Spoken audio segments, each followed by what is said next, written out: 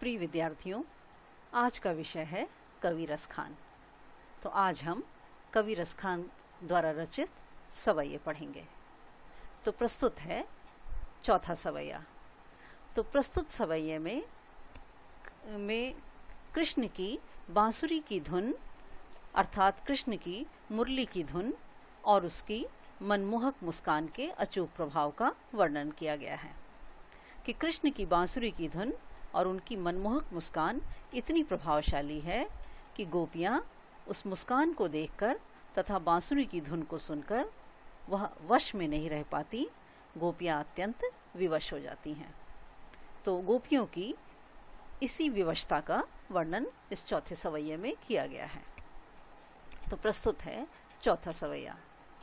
तो काननी दे अंगुरी रहीबो जब ही मुरली धुनि मंद बजई हैं।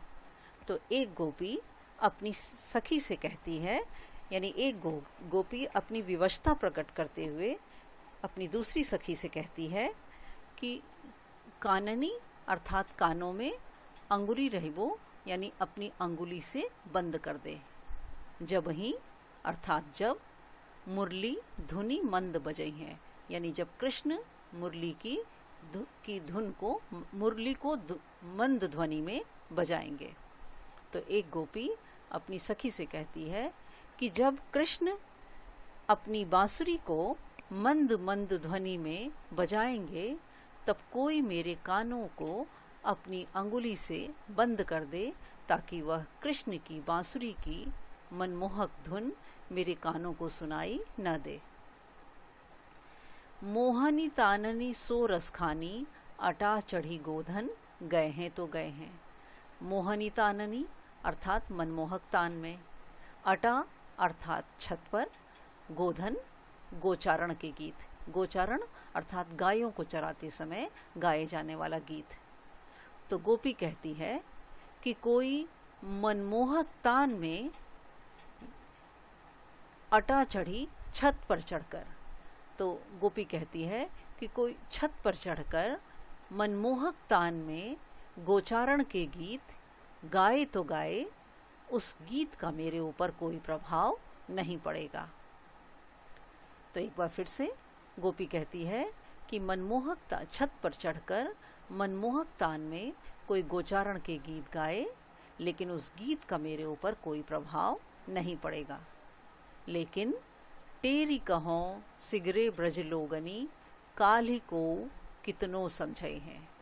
टेरी कहूँ यानी जोर से कह देती हूँ, सिगरे सारे, ब्रज लोगनी ब्रज के लोगों से, काल्हि अर्थात कल, और को यानी कोई।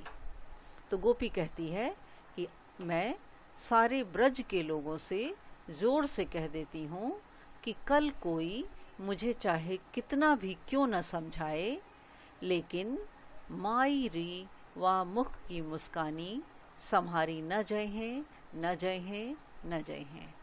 मायरी अर्थात हे सखी, वा मुख यानी उस मुख, उस यानी कौन, कृष्ण के मुख की।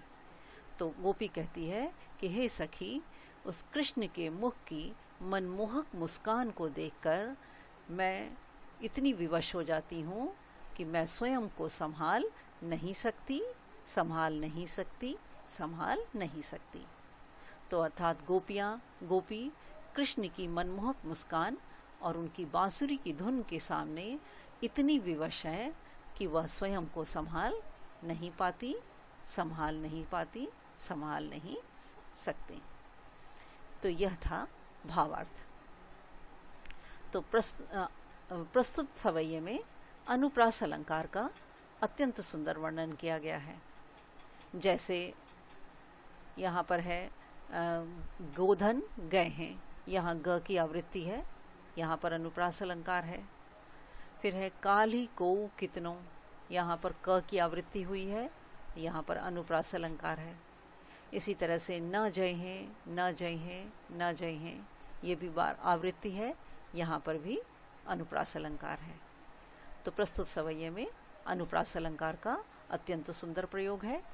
भाषा इसकी ब्रज भाषा है और छंद में यह सवैया है। तो यह था चौथा सवैया। आशा है आपको अच्छी तरह इसका भावार्थ समझ में आ गया होगा। तो आज के लिए इतना ही। धन्यवाद।